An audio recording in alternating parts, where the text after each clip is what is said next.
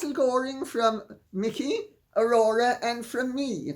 I'm very totted up this afternoon, I hate to say, because I have to leave here as soon as I finish this to go to a black tie dinner party. So without further ado, I am going to plunge right in because time is today tremendously of the essence. Annie Whitmore says, and may I interject and say before I start, I have a little news for you. Just a teensy weensy bit of news. And then we will amuse ourselves. Annie Whitmore says, Dear Lady C, your videos are entertaining and often a hoot. Oh, thank you. And you always seem to break any new story really turbo-twosome. And I wonder if you might shed some light on a rumour I heard tonight. Namely, that Harry is holed up in Lisbon with Princess Eugenie and her husband.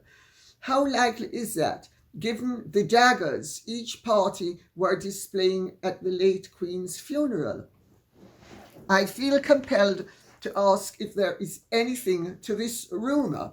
I also wonder, if true, how Harry could contemplate leaving his kids, notice I say his kids, in the care, quote unquote, of his wife while he seeks out therapy and navel gazing in another country. It may all be unfounded nonsense on stilts, but I would welcome your take on this rumour and whether there is any substance to it. Thank you, Lady C, and love to you and yours. Thank you and love from the babies and from me. Well, first may I say, there is the assumption that Harry would be nasal gazing in Portugal, which would not be true. That would just be a presumption that really is. If he's going to navel gaze, I don't think he's going to do it with his cousin.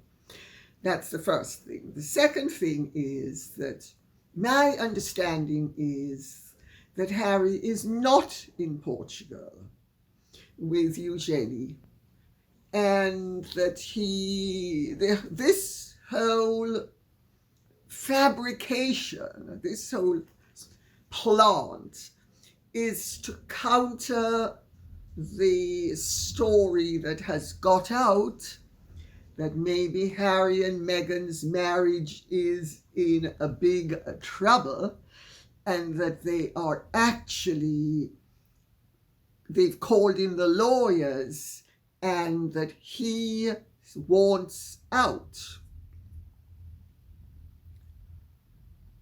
They're trying to confuse people. So this is a plant. This is, in my opinion, without the shadow of a doubt, a plant from the Californian camp, shall we call it. I have to tell you, my little bit of understanding is that things are actually far worse than any of us thought they were. Because according to what I have been told, and I hasten to add, this could all be untrue, and I'm not casting aspersions upon anyone, I'm just repeating, and I say this for legal reasons, what I have been told by people who purport to be in the know and should be in the know. And I've checked this out with more than one person, incidentally. The problem arose, well, everything came to a massive head because Harry wanted the book to be published sooner rather than later, and Meghan wanted the book to be published 2 or 3 weeks before the coronation, effectively to poison the pond for the king and the queen. Because remember, we have a new queen, Queen Camilla. And Harry, bless his soul, said no. And it's caused huge problems, ostensibly. If that is true, and it is possible that it is true, and that is the cause of, well, that is the straw that has broken the camel's back, and all of a sudden, Harry sees clearly shades of Saul of Tarsus becoming Saint Paul. Quite wonderful. Well, if it is true, if it has been leaked at a very inconvenient time for Harry and Meghan's finances in terms of fulfilling their contract with Netflix. But I will get to that in a few minutes. So if I may, I will come off the subject for the moment. Safe to say, Harry and Meghan cannot show any division because remember, next month, Netflix is going to drop, to use that vulgarism that Amid Scabies used. It's going to drop. I mean, what a vulgarism. Anyway, it's dropping in December. I suppose loads do drop, so maybe on second thoughts, it's not a vulgarism so much as an obscenity. Oh dear, Amid Scabies and Megsy Baby do manage to entertain even when they don't wish to do so. Oh dear, well, they can't have any divisions in the supposed great love story because remember, a part of the Netflix show is we're so in love. We've just knocked spots off Romeo and Juliet, Abelard and Eloise, Liz and Dick, twice divorced. Who else? Bonnie and Clyde. Yes, well, all those great double acts that are going to be of no significance whatsoever because Megsy Baby and H are going to show the world what true love is. Well, they can't bust up before the Netflix show is shown, otherwise that's a disaster. But equally, maybe somebody really does care about Harry and has made sure that this rather awkward bit of information has seen the light of day to discourage him from changing his mind when Megsy Baby reels him back in with some serious love bombing and, as the Jamaicans would say, and I'm not going to use the word, but it begins with P and it ends in M. 2 words, P ending in M. And I think there's a little U there somewhere. Naughty moi. Oh dear, I am being wicked this afternoon. Anyway, Blingfire says, I think he did make changes. He's just trying to convince people he didn't say really horrible things before he made the changes by pretending they weren't changed. I think Blingfire's referring to the changes that Harry is supposed to have made to his manuscript. And I think Blingfire's absolutely right. I think he must have made some changes. I don't believe for a second that nothing is going to update from the death of the Queen. If it doesn't, well, that means he made no changes. But if the Queen's death is at all alluded to, that means he made changes. Of course, Blingfar's point is a very good one for another reason. Because we have been warned by Amid Scabies, otherwise known as Meghan's masculine half, if I can call him masculine. I don't want to be unkind to men, but so Meghan's pastiche other half, let's put it that way. Doubtless, his information has come from her, and I'm not so sure it's come from Harry. I think it's come from her. I think it has her fingerprints all over it, and it's preparing everybody for the fact that the book is going to be sensational and trash the family. Of course, it may turn out not to trash the family to the extent that Amid Scabies is suggesting, and the publishers have suggested. It could be a marketing, a merchandising tool. Yet another one of those rabbits that these magicians pull out of the hat as they try to convince us that yes, magic is real.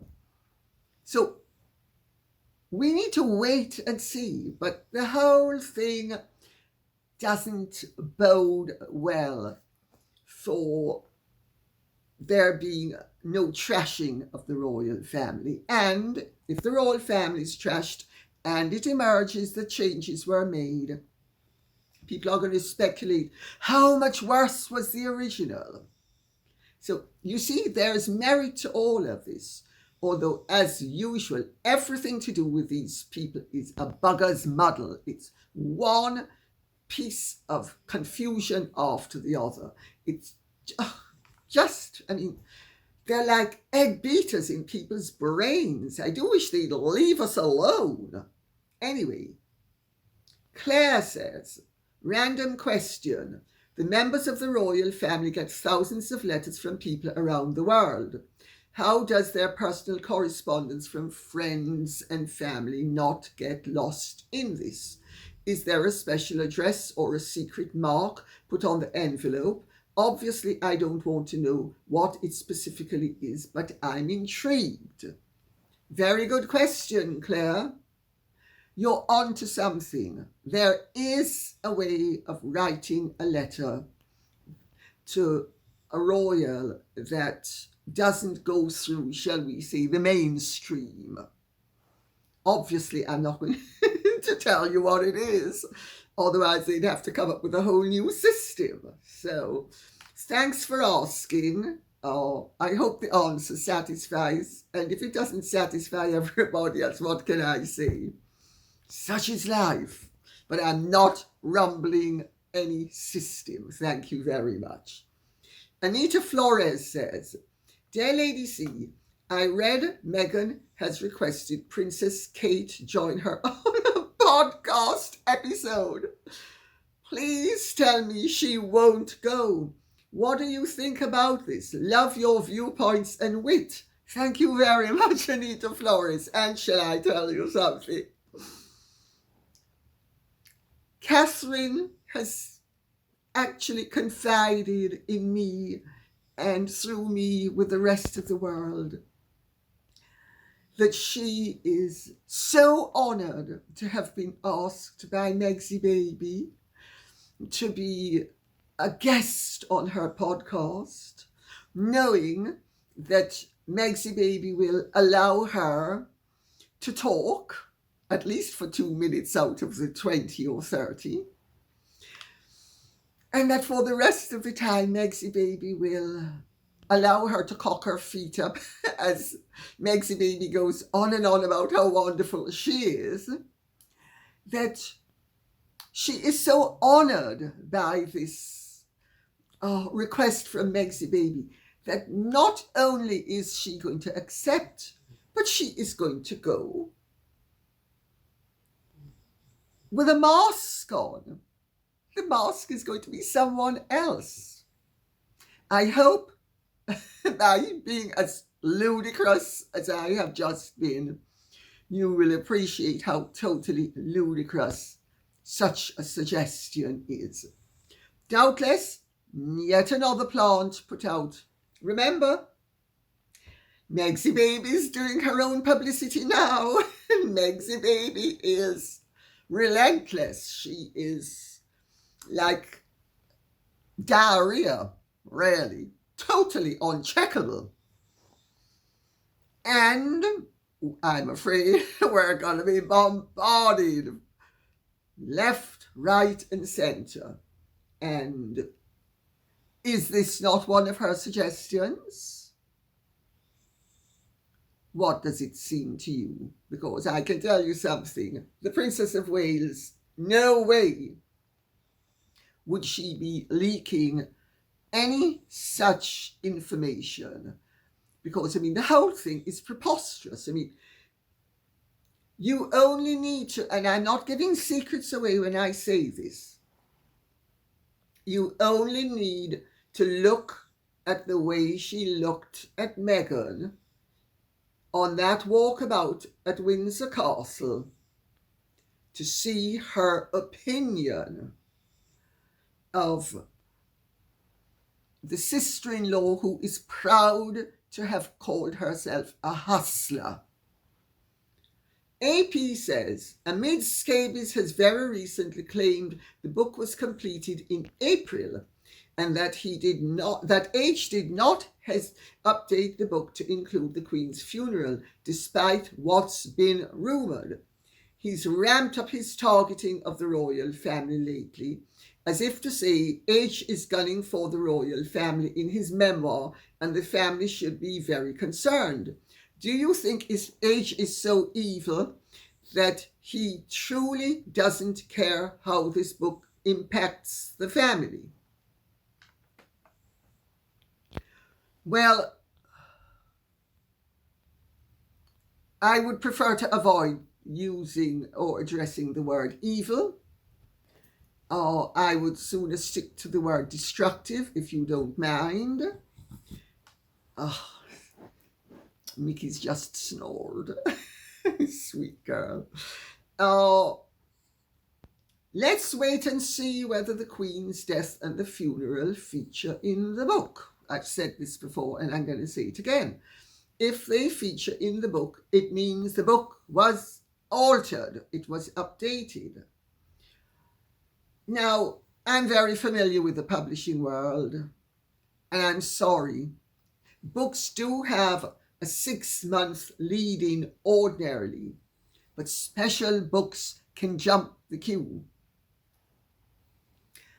April, May, June, July, August, September, October, November. That's 7 months. That's not credible that the book had a 7-month lead-in. Sorry. Maybe it was going to be published in October, but I think we need to wait for the book, as I've said, to see whether this is yet another one of the many lies that emanate from California on a daily basis, and today's lie disagrees with tomorrow's lie and half coordinated with yesterday's lie, but totally was in discord with day before yesterday's lie. And I think we need to wait for that. I think, though, this has been put out for a very good reason. If this, and I say a big if, the information about lawyers and severe discord would be true, and it's got out, that would be catastrophic from Megsy Baby's point of view. Not so sure it would be absolutely thrilling from Harry's either. I think Harry will be very torn between his various positions and personalities. So I personally suspect, and I could be wrong, but I suspect that if there is any veracity to the suggestion that their marriage is in difficulties and that the lawyers have been called in, that this is not something that either Meghan or Harry calculated upon getting out. And people who love him have given it a bit of a push. Unless, of course, Megsy Baby, and I'm not sure that she would have done it, but she's a double and triple bluffer, so she might have decided she's going to outmaneuver everybody and get it leaked. You can't discount that possibility entirely, even though on the face of it, it wouldn't suit her, because her vanity is so insuperable that she wouldn't want anybody thinking that he was going to be leaving her, unless, of course, the reward was greater than the humiliation that her ego would endure. Remember the Netflix series in December? Their great love, their love story, as she put it, and how the whole world's entranced and waiting for her love story, because everybody loves a love story and nobody loves a love story that's bigger and better than Megsy Baby's love story. Mr. DeMille, I'm ready for my close-up. Yeah. Harry, get out of the way. This is all about me. I mean, who do you think you are just because you're a prince? I mean, prince. You're a pauper. I mean, Ellen's got much more money than you. Oh dear, poor Ellen. Let's wait and see what happens. But they are diffusing conjecture by introducing other elements into the story. That, it can't possibly be true that Harry and Meghan's marriage is in trouble. It can't possibly be true that the lawyers have been called in. Because if it were true,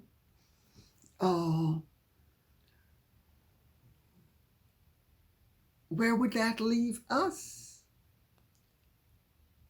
Where would that leave Netflix? Where would that leave all the Sussex squad who are dying to see every little touchy-feely and kissy-boo-boo that H&M are going to treat the world to?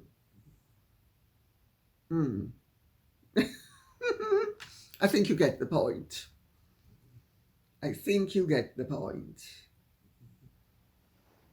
You know, it will be very interesting to see what happens in the next few months. Not that anything necessarily will happen until after the coronation, because when a lot of money is at stake, it's amazing how disciplined people can be even when they hate each other. Not that I'm suggesting that anybody hates anybody else. Angela Jones says, I read that it was called the Grand Opinion for the Prerogative Concerning the Royal Family. This addresses the issue that I touched upon in the last video about the monarch claiming the rights to custody of his grandchildren. The palace were asked, I'll repeat that. It was called the Grand Opinion for the Prerogative Concerning the Royal Family. The palace were asked to comment when it was covered in the press, but they declined. I would doubt King Charles would go down that road. It would be very controversial and unpopular. and it might mean Meghan would return to the UK. I don't think there's much fear of her returning to the UK, no matter what happens, to live. I think visits, yes. Having a pied-à-terre, well, I don't suppose we could call Windsor Castle a pied-à-terre, but you know, when she takes over, because she takes over everything, so I think she's going to have to take over Windsor Castle. And because it's more suitable for her, I would have thought, than that little Frogmore cottage.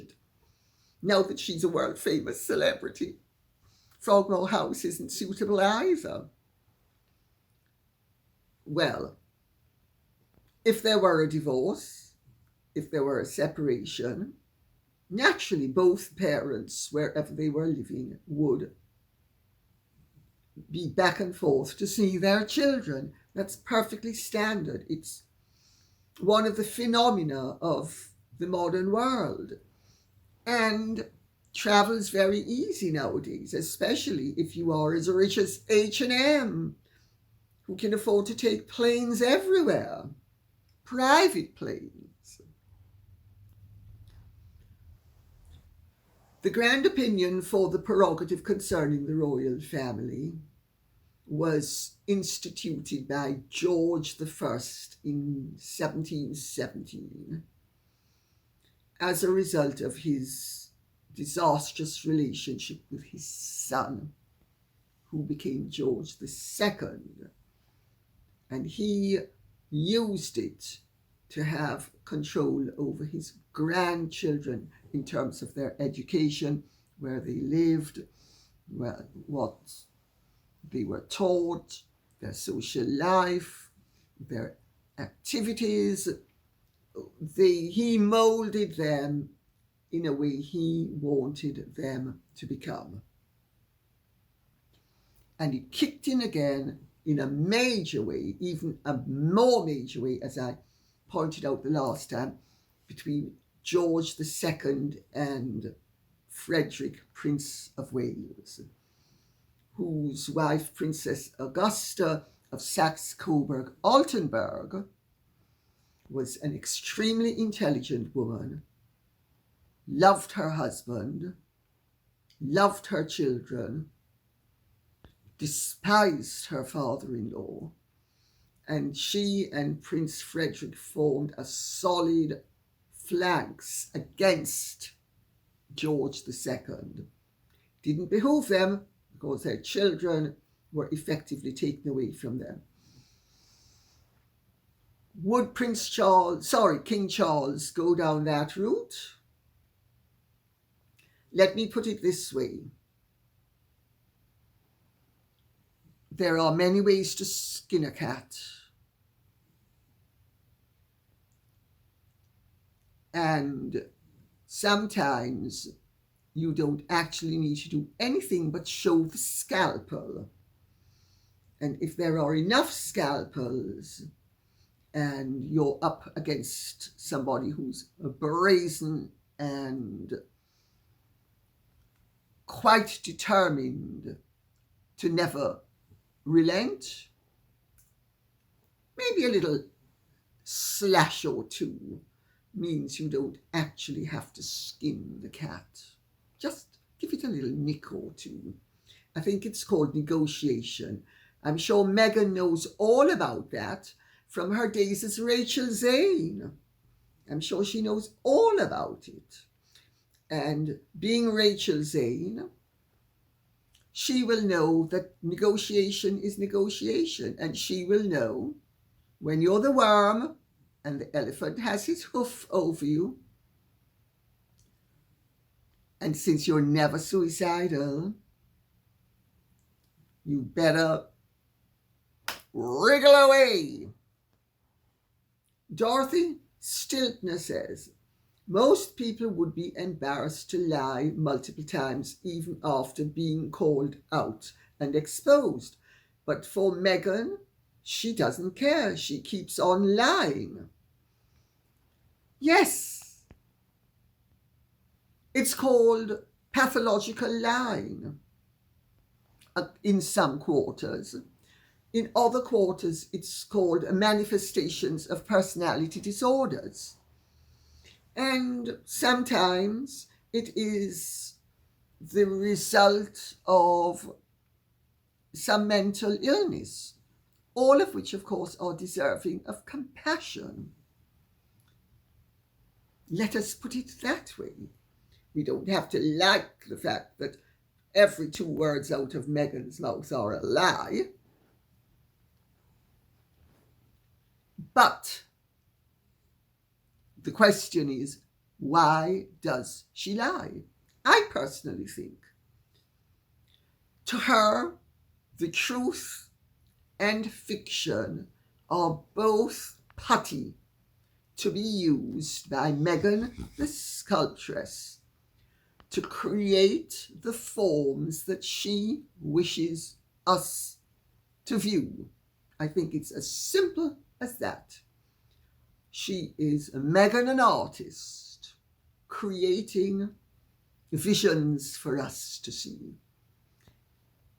And since her objective would appear to be attention and money, and the more conflict and confusion and controversy she creates is the more attention she gets, because this degree of attention that Meghan commands, demands, and receives is unnatural. No public figure should be receiving this amount of attention. The fact that she is tells me, even if it doesn't tell you, that this is a deliberate ploy on her part to keep herself in the forefront of everybody's attention span. I would actually say it's very disturbing, a sign of somebody who's clearly disturbed. I would say it's sick. But other people have done it in the past. Attention-seeking junkies. Elizabeth Taylor was one. Diana, Princess of Wales, was another. But this degree of attention, you have to be disordered. You have to be creating havoc, because order does not require this degree of attention. Disorder, on the other hand, does. Mary Johnson says, Lady C, I saw Chris Rock Thursday. He did 10 minutes on Meghan Markle. Not pretty.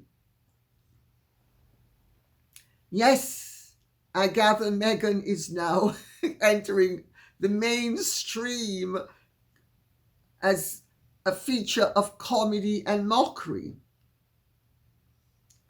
Well, when comedians start to take you on, you know you've degenerated from a figure of fun to a figure of funny pathos.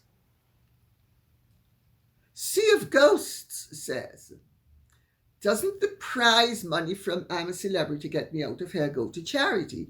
It does for the Australian version. No, it does not. I am pleased and delighted to say. When I went into the jungle, I made no secret of it. I was whoring for goring so that I would get the fee to help with the cost of the roof, which is a huge roof and was a huge expense. The lead had been stolen from the roof some years before, and the lead alone that was stolen was well over £30,000. So that should give you some idea of the mammoth task that was facing me. What you don't do in the British version is, whether you win or not, whether you're the first out or the last out. So whether you are the most unpopular or the winner, your fee doesn't alter. Your fee is agreed up front. You get your fee as long as you fulfill your contract. It's staggered. It's not paid all up front. Because if you decide to walk out, they will penalize you and dock as much of your fee as they can. I walked with my fee intact because it suited I'm a Celebrity to get me out of here, for me to leave early. I think I'm the only person who's ever left early that left with their fee intact. Everybody gets the fee that is agreed, and you get paid the final amount after you've done your time and been voted out of the camp or won. I don't see why the money should ever go to charity, quite frankly. It's work. It's not only work, it's very distasteful and unpleasant work. I don't see why if people wish to donate their money to charity, their fee to charity, that's a different matter. Karen Dyer, the year that I was in, he donated his fee to charity. He was in for charity. But I certainly would never have gone in if I wasn't going to benefit personally. I went in, as I've said before, and I make no pretense about it, I was whoring for goring. And I thought that was a perfectly honourable thing to do. Most people go in either for the money or the attention. I couldn't have cared less about the attention, but I did care about the money. I hope that answers the question. Beverly Todd says, Mike Tindall was very wise when he was earning as a rugby player and invested in property. And I believe he has an impressive portfolio. He also is very respectful of the royal family. I believe he is using the entry into I'm a Celebrity to benefit the awareness of Parkinson's disease, which sadly Mike's father has. Well, may I say right there, my father died of Parkinson's. It's a terrible, terrible disease to have. Many of my cousins and many of my father's cousins have died of Parkinson's. My sisters and I keep our fingers firmly crossed that we inherited mummy's genes and not daddy's in this regard. And I have helped out with the Parkinson's Society before. It's a very good cause. And if Mike Tindall is going in for that reason, great.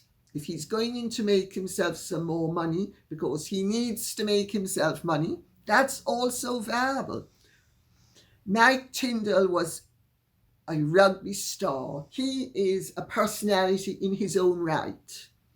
He could have been asked in to the jungle with or without being married to the king's niece. That is a perfectly valid position for entering the jungle.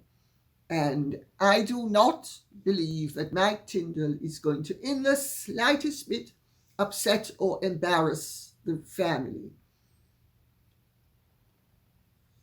The people whom I have spoken to who know him well have absolute confidence in his ability to conduct himself, comport himself, let's put it that way, with the decorum that he has always shown. He's very natural, he's a great guy, and he knows what to do and what not to do, where to draw the line.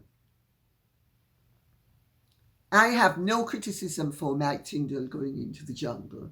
As I've said before, there's a crossover nowadays between celebrity and establishment, or royalty and celebrity. And when it's valid, I see no reason why not. When it's invalid, I see every reason not to. Christina Connolly says, and this we end with, citizen test, you get a booklet, you read it. All the multi-choice answers can be answered if you read the booklet. Meghan Markle likes to read books, so if she reads the citizens booklet sent with the applying for citizenship, then Meghan Markle and Harry will have no problem passing. Obviously, you have to be a resident in the country for a certain number of years. But it's not impossible if you read the literature sent and absorb it. Very good point, Christina Connolly. But how does that apply to Meghan? Meghan knows everything. And if she doesn't, it's their fault. It's not her fault. I mean, they asked her questions that she didn't know the answer to. Well, clearly, since she's not lacking, that means they were. I mean, Christina Connolly, you've got to get on side with me on this one. Megsy baby's not to blame. No, it's the mean and racist Home Office. They don't want Megsy baby to pass. Well, the whole thing's ludicrous. You're absolutely right. All she needed to do was see what the questions were, investigate the answers. I mean, this is somebody who, by her own account, never investigates anything. You know, oh, I never Googled my husband. Everything's organic, and you know, we've sort of arrived at this place with my total ignorance. Mickey, did you like the scent that Megsy baby had on when she first met H? That was Diana's scent. A total coincidence. All the stuff that Megsy baby has replicated from the real Diana, my book, total coincidence. She can't have ever read it, even though she's supposed to have used it as a Bible. I mean, what are we supposed to do with a creature like that? I ask you, what are we supposed to do? I think we have to laugh. We do. She certainly entertains, even if it is accidentally. And on that note, I will say thank you very much for listening. I hope this has been of some interest to you. If it has, please like, share, subscribe, press the notification bell, and remember, please keep the questions and comments coming in. This cannot be done without you. God bless and goodbye.